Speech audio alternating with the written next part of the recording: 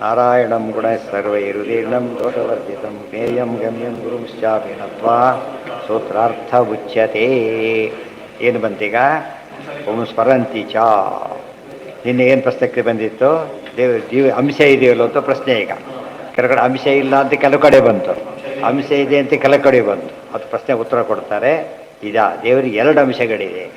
ಒಂದು ಸ್ವರೂಪಾಂಶ ಅಂತ, ಒಂದು ಭಿನ್ನಾಂಶ ಅಂತ. ಒಂದು ಎಲ್ಲಿ ಅಂಶಗಳಿಗೂ ದೇವರಿಗೂ ಭೇದ ಇಲ್ಲ ಅಂತ ಹೇಳ್ತಾರೋ ಅದು ಸ್ವರೂಪಾಂಶಗಳಿಗೆ, ಎಲ್ಲಿ ಭೇದ ಇದೆ ಅಂತ ಹೇಳ್ತಾರೋ ಅದು ಭಿನ್ನಾಂಶಗಳಿಗೆ. ಆದ್ದರಿಂದ ಸಮಸ್ಯೆ ಇಲ್ಲ ಅಂತ ಉತ್ತರ. ಅದಕ್ಕೆ ಇಲ್ಲಾಗಿತ್ತದು ಅನ್ಯ ಪರೋನ್ಯೋ ಜೀವೋ ನಾಸಾವಸ್ಯ ಕುತಶ್ಚನ ನಾಯಂ ತಸ್ಯಾಪಿ ಕಶ್ಚನ ಇತ್ಯನ್ಯಥಾ ಚ ಕಾಷಾಯಣ ಶ್ರುತಿ ಬ್ರಹ್ಮ ದಾಶಾ ಬ್ರಹ್ಮ ಕಿತವಾಹ ಬ್ರಹ್ಮೈವೇಮೇ ದಾಶಾಹ ಇತ್ಯೇ ಅಭೇದೇನಾಪಿ ಏಕೆ ಅಧೀಯಂತೆ.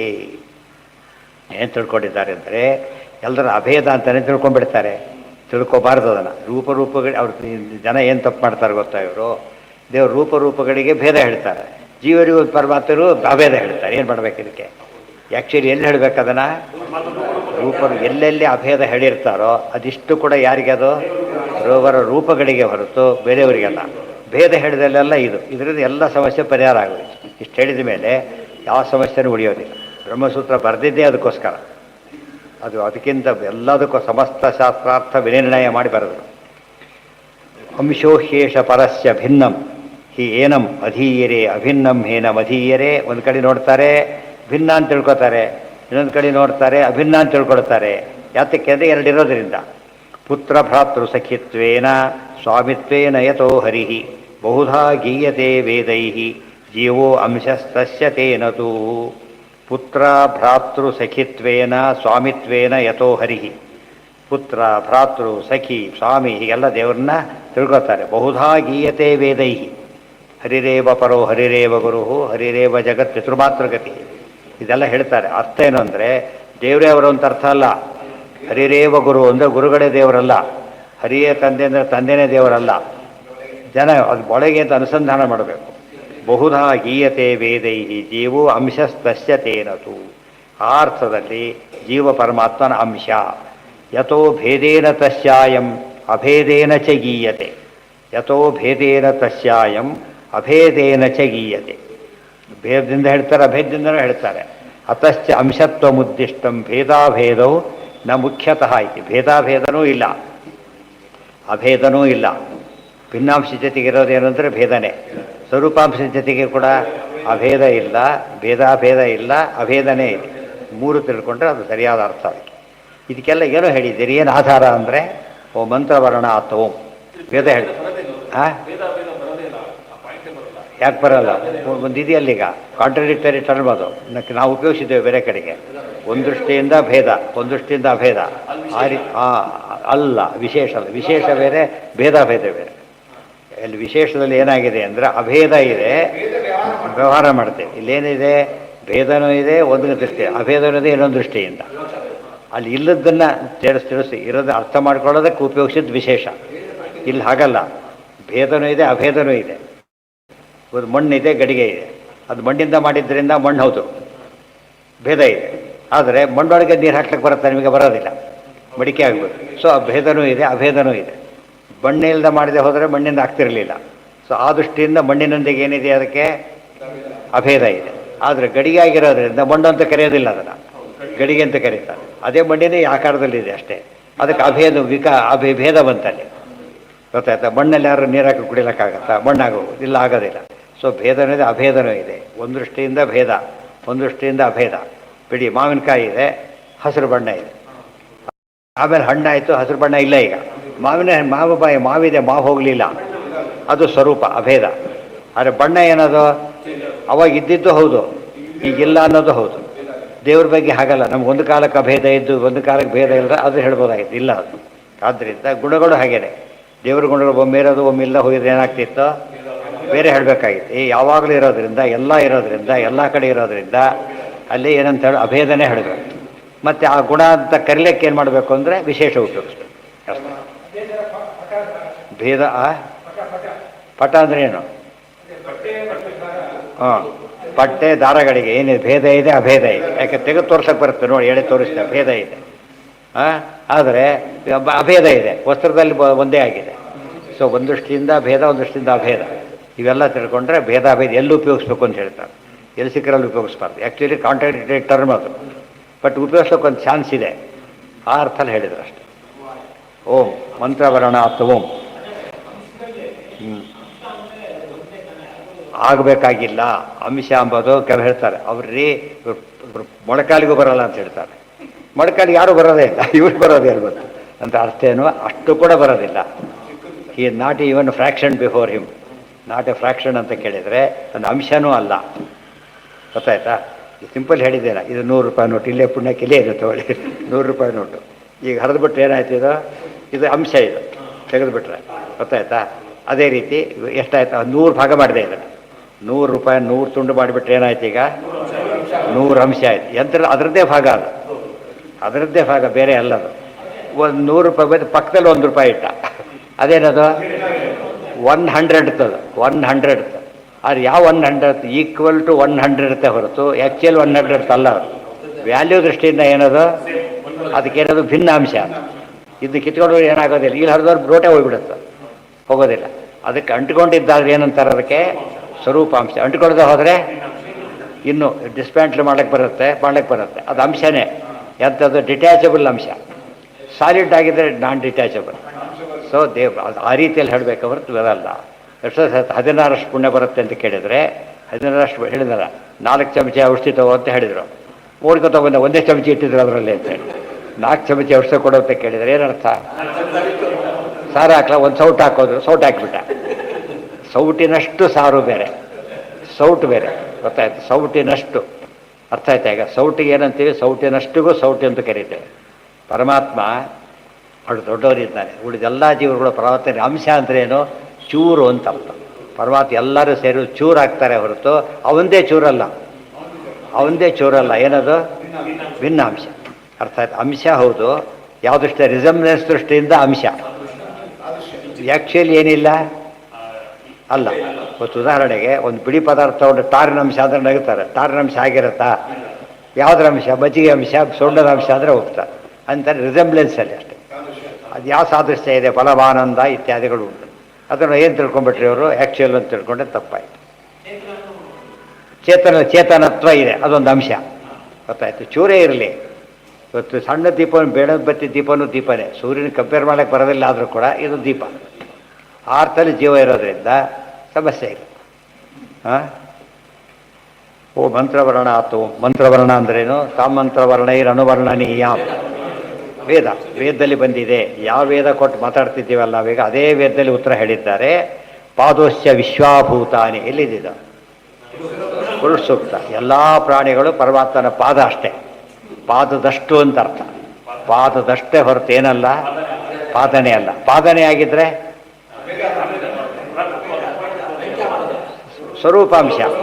ಪಾದನೆ ಆದರೆ ಸ್ವರೂಪಾಂಶ, ಪಾದದಷ್ಟು ಆದರೆ ಭಿನ್ನಾಂಶ. ವೆರಿ ಸಿಂಪಲ್ ಅದು. ಮಂತ್ರವರ್ಣಾತ್ ಓಂ ಪಾದೋಶ್ಯ ವಿಶ್ವಾಭೂತಾನಿ ಇತಿ ಓಂ ಅಪಿ ಸ್ಮರ್ಯತೆ ಓಂ. ಈ ಒಂದು ಮಮೈವಾಂಶವು ಜೀವಲೋಕೆ ಜೀವಭೂತ ಸನಾತನ. ಭಗವದ್ಗೀತೆಯ ಮಾತ್ರ ಅಂಶ ಅಂತ ಹೇಳಿಬಿಟ್ಟಿದ್ದಾರೆ. ಅಲ್ಲಿ ಸ್ವಾರಸ್ಯ ನೋಡಿ. ಮಮ ಜೀವ ಮಮ ಅಂಶ ಏವ. ನಾನು ಸ್ವಲ್ಪ ನನ್ನ ಮುಂದೆ ಇಷ್ಟೇ, ಅವನು ಇಷ್ಟೇನೆ ಅದೇನರ್ಥ?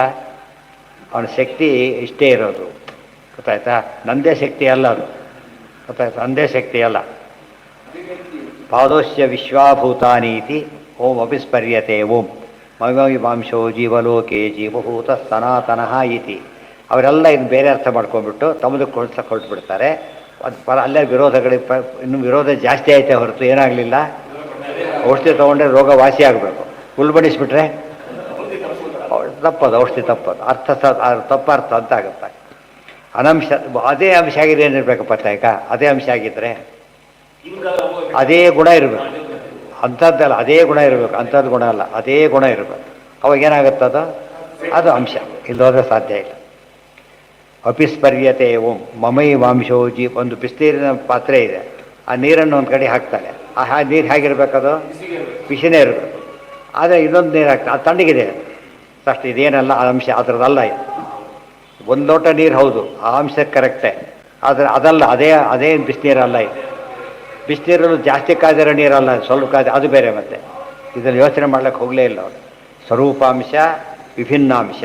ವಿಭಿನ್ನಾಂಶ ಎಂಬುದು ಫಿಗರೇಟಿವ್ ಆಗಿ ಹೇಳಿತ್ತು. As if the part own part ಅಲ್ಲ, ಆ್ಯಕ್ಚುಲಿ ಡಿಫರೆಂಟು. ಪಾದದಷ್ಟು ಅಂತ ಅರ್ಥ ಮಾಡಬೇಕು. ಅದನ್ನೇ ತಿಳಿದಾಗ ಪಾದದಷ್ಟು ಅಂತ ಮಾಡಬಾರ್ದು. ಏನು ಮಾಡಬೇಕು? ಅದನ್ನೇ ಸ್ವರೂಪಾಂಶ ಅಂತಲೇ ಮಾಡಬೇಕು. ಅನಂಶತ್ವ ಶ್ರುತಿಯರ್ ಗತಿಂಚಾಹ. ಮತ್ತು ಅನಂಶತ್ವ ಅಂತ ಬಂತಲ್ಲ, ಅದಕ್ಕೇನು ಅರ್ಥ ಮಾಡಬೇಕು ಅಂದರೆ ಅದಕ್ಕೆ ಗತಿ ಬಂದರೆ ಏನು, ಅದಕ್ಕೆ ಅರ್ಥ ಹೇಳಿಬಿಟ್ಟು ಹೊಂದಿಸೋದು ಅಂತ. ಓಂ ಪ್ರಕಾಶಾದಿವನ್ನೈವಂ ಪರಃ ಅಂಶತ್ವೇಪಿನ ಮಚ್ಚಾದಿರೂಪಿ ಪರ ಏವಂ ವಿಧಃ ಯಥಾ ತೇಜೋ ಅಂಶಸ್ಯೈವ ಕಾಲಾಗ್ನೇಃ ಖದ್ಯೋತಸ್ಯ ಚ ನೈಕ ಪ್ರಕಾರತ. ದೃಷ್ಟಾಂತ ಕೊಟ್ಟರು. ಇದು ಖದ್ಯೋತ ಇದೆ, ಮಿಣುಕು ಹುಳ. ಸೂರ್ಯ ಇದೆ, ಇಲಿದಲ್ಲಿ ಸಂಬಂಧ. ಸೂರ್ಯನ ಅಂಶನ ಅದು. ಸೂರ್ಯನ ಅಂಶ ಯಾಕಾಗಿಲ್ಲ ಹೇಳಿ ನೋಡ. ಖದ್ಯೋತ ಸೂರ್ಯನ ಅಂಶ ಯಾತಕ್ಕಲ್ಲ? ಅದು ರಾತ್ರಿ ಕಾಣೋದು. ಸೂರ್ಯ ಇಲ್ಲ ಇಲ್ಲ, ಸೂರ್ಯನೇ ಇಲ್ಲ ಅಂದರೆ ಸೂರ್ಯನ ಅಂಶ ಆಗೋ ಚಾನ್ಸೇ ಇಲ್ಲ. ಅರ್ಥ ಆಯ್ತಾ? ಕ್ಲಿಯರ್ ಗೊತ್ತಾಯ್ತಾ ಇಲ್ಲ? ಅದು ಹಗಲಲ್ಲಿ ಮಿಂಚು ಬೇರೆ ನೋಡ್ತಾರೆ, ಬಿಡ್ಕೊಡೋಣ ನೋಡೋದಿಲ್ಲ. ರಾತ್ರಿಯಲ್ಲಿ ಕಾಣಿಸೋದು, ರಾತ್ರಿಯಲ್ಲಿ ಕಾಣಿಸೋದು, ಹಗಲಲ್ಲಿ ಕಾಣಿಸೋದಿಲ್ಲ. ಸೂರ್ಯನ ಅಂಶ ಆಗೋ ಚಾನ್ಸ್ ಆಗಿ ಬರುತ್ತೆ. ಈಗ ಅಂಶ ಅಂತ ಹೇಳ್ತಾರೆ, ಎದ್ದು ಅದ್ರ ಮುಂದೆ ಇಷ್ಟು ಅಂತ ಹೇಳ್ತಾರೆ. ಸೂರ್ಯ ಮುಂದೆ ಇಷ್ಟು ಅಂದರೆ ಸೂರ್ಯ ಅಲ್ಲಿದ್ದಾನೆ, ಇದ್ರ ಬೆಳಕಂದರೆ ನೆಗ್ಲಿಜಿಬಲ್ ಇದೆ ಅಷ್ಟೇ. ಅದಕ್ಕೆ ಹೇಳ್ತಾ ಇಲ್ಲೇ ಇಲ್ಲ ಅಲ್ಲಿ. ಹಾಂ ಹಾಂ ಎಲ್ಲಿದೆ ಅಪಭ್ರಷ್ಟ ಅಂದರೆ? ಅಲ್ಲ, ಅದು ಯಾಕೆ ಬಂತಂತ ಕೇಳ್ತಾರೆ ಈಗ. ಇಲ್ಲಿ ಯಾಕೆ ಬಂತದು? ಇಲ್ಲಿ ನೋಡಿ, ಅಂಶತ್ವೇಪಿನ ಮತ್ಸ್ಯಾದಿರೂಪಿ ಪರಹ ಏವಂ ವಿಧ. ಪರಮಾತ್ಮ ಅಂಶನೇ, ಮತ್ಸ್ಯಾದಿರೂಪ ಅಂಶ ಇದ್ದಾನಲ್ಲ, ಅದು ಸಾಕ್ಷಾತ್ ಅಂಶ.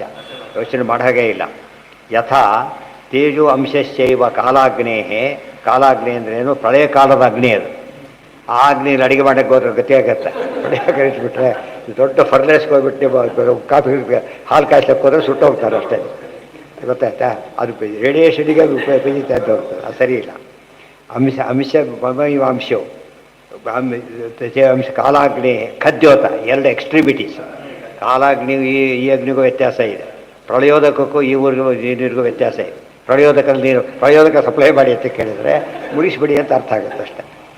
ಖದ್ಯೋತಶ್ಚಿತ ಅನೇಕ ಪ್ರಕಾರ. ಖದ್ಯೋತ ಇದೆ, ಅದೆಲ್ಲಿದೆ? ಅದು ಎಕ್ಸ್ಟ್ರೀಮ್ ಜಾಸ್ತಿ ಇರೋದು, ಎಕ್ಸ್ಟ್ರೀಮ್ ಕಡಿಮೆ ಇರೋದು. ಬಟ್ ಎರಡನ್ನೂ ಅಗ್ನಿ ಅಂತ ಕರೀತಾರೆ, ಎರಡನ್ನೂ ದೀಪ ಅಂತ ಕರೀತಾರೆ. ಅದು ಎಷ್ಟು ವ್ಯತ್ಯಾಸ ಇದೆ. ಆ ರೀತಿಯಲ್ಲಿ ಪರಮಾತ್ಮನ ಶಕ್ತಿ ಎಲ್ಲ ಎಂಥದ್ದು? ಸುನಾಮಿಗೂ ತೆರೆಗೂ ಎಷ್ಟು ವ್ಯತ್ಯಾಸ ಇದೆ. ತೆರೆ ಬಂದರೆ ಎಂಜಾಯ್ ಮಾಡ್ಕೊಂಡು ಮುಳುಗ್ತಾರೆ, ಸ್ವರ ಬಂದರೆ ಓಡೋಗ್ಬಿಡ್ತಾರೆ. ಅದಕ್ಕೆ ಒಂದು ದಾರಿಗಳು ಹೋಗ್ಬಿಡುತ್ತೆ. ಸುನಾಮಿ ಪರಮಾತ್ಮನ ಯಾವ ಕದ್ದು ಕಂಪೇರ್ ಮಾಡೋಕ್ಕೆ ಬರೋದಿಲ್ಲ. ಇವೆಲ್ಲ ದೇವ್ರ ಮಹಿಮೆ ಗೊತ್ತಿದ್ದ ಮಾತಾಡೋಕ್ಕೆ ಬರೋದು. ಗೊತ್ತಾಯ್ತು? ಪುಣ್ಯಕ್ಕೆ ಯಾರೇ ರಾಯರ ಮಠಕ್ಕೆ ಹೋಗಿರ್ತಾರೆ ಅಂತ ತಿಳ್ಕೊಳ್ಳಿ. ರಾಯರ ಧ್ಯಾನ ಏನಪ್ಪ ಧ್ಯಾನ ಮಾಡಿದೆ? ನಾನು ನೀವು ಒಂದೇ ಧ್ಯಾನ ಮಾಡಿದೆ ಅದಕ್ಕೆ ಹೇಳ್ತಾರೋ ಹಾಗೆಲ್ಲ ಹೇಳ್ಬೇಡಿ ಅಂತ ಫಸ್ಟ್ ಅವ್ರು ಏನು ಹೇಳ್ತಾರೆ?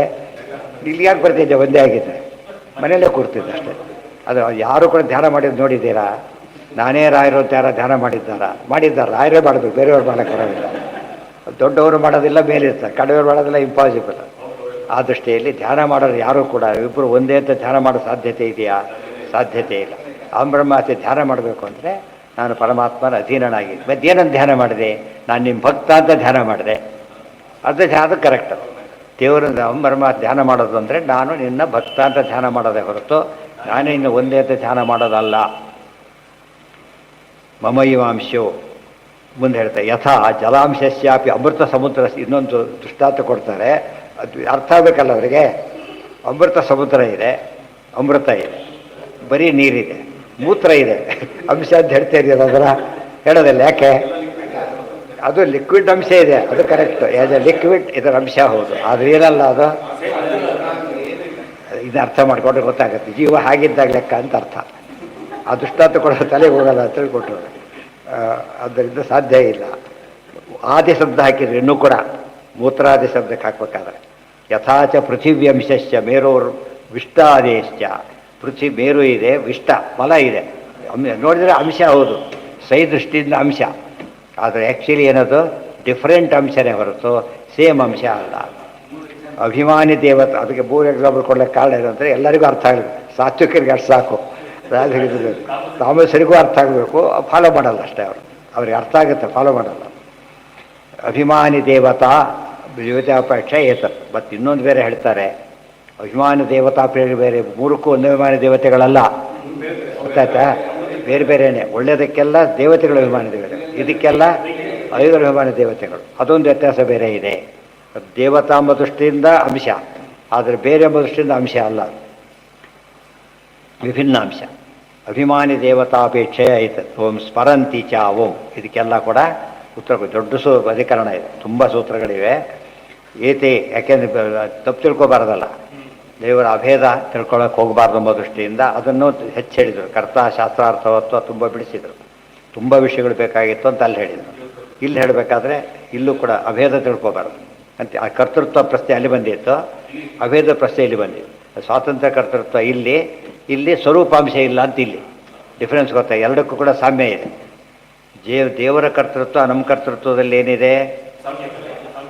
ಸಾಮ್ಯ ಇದೆ, ಆದರೆ ಸ್ವಾತಂತ್ರ್ಯನೇ ಇಲ್ಲ. ಅದು ಒಂದು ಉತ್ತರ. ಇಲ್ಲಿ ದೇವರಂಶ ನಮ್ಮಂಶಕ್ಕೂ ವ್ಯತ್ಯಾಸ ಇದೆ, ಆದರೆ ಒಂದು ದೃಷ್ಟಿಯಿಂದ ಸಾಮ್ಯ ಇದೆ ಹೊರತು ಏನಿಲ್ಲ, ಸೇಮ್ ಅಲ್ಲ. ಸೊ ವಿಭಿನ್ನ ಅಂಶ ಇದೆ, ಗೊತ್ತಾಯ್ತಾ? ಸ್ವಾತಂತ್ರ್ಯ ಇಲ್ಲದ ಕರ್ತೃತ್ವ ಮತ್ತು ಅದೇ ಆಗಿಲ್ಲದೆ ಇರತಕ್ಕಂಥ ಅಂಶತ್ವ ಎಲ್ಲ ತಿಳ್ಕೊಂಡಾಗ ಎರಡು ದೊಡ್ಡ ಸಮಸ್ಯೆ ಪರಿಹಾರ ಆದಾಗ ಲೆಕ್ಕ. ಅಲ್ಲಿಗೆ ಇಲ್ಲಿ ನಾಳೆ ದಿವಸ ಮುಂದಿನ ಭಾಗ, ನಾಳೆ ಅಂದರೆ ನಾಡಿದ್ದು ಏನೋ ಯಾವುದು ಅದಕ್ಕೆ ಹೇಳ್ತಾರೆ. ಅದು ಹಿಂದೆ ಮುಂದೆ ಓದಿಲ್ಲ, ಅಲ್ಲೇ ಸಮಸ್ಯೆ ಆಗಿರೋದು. ಹಿಂದೊಂದು ಗ್ಯಾಪ್ ಇದೆ, ಲೈನ್ ಬಿಟ್ಬಿಟ್ಟಿದ್ದಾರೆ. ಲೈನ್ ಬಿಟ್ಟಿದ್ದಕ್ಕೆ ಹಾಗಾಗಿದೆ. ಏತೆ ಅಂತ ಹೇಳಿದಾಗ ಉಳಿದೆಲ್ಲ ಅವತಾರಗಳು ಅಲ್ಲ, ಕೃಷ್ಣಾವತಾರ ಒಂದೇ ಅಂತ ಅವ್ರು ಹೇಳೋದು. ಮತ್ತು ಹರಿಹರ ಬಾರಿ ಯಾಕೆ ಹೇಳ್ಬೇಕಾಗಿದ್ರೆ, ಹರಿಹರ ಕೃಷ್ಣ ಅಂತ ಅಷ್ಟೇ ಹೇಳ್ಬೇಕಾಗಿದ್ರೆ ಹೋಯ್ತಲ್ಲ. ಕಾರಣ ಏನಂದರೆ ಅಲ್ಲಿ ಓದಬೇಕಲ್ಲ, ಅವರು ತಮ್ಮದೇ ಬೇರೆ ಮಾಡಿಕೊಟ್ರು. ಒಂದು ಸ್ಟೇಜಲ್ಲಿ ಡೈವರ್ಟ್ ಆದರು, ಅದ್ರ ತಕ್ಕಂತೆ ಅರ್ಥ ಚೇಂಜ್ ಮಾಡಿ.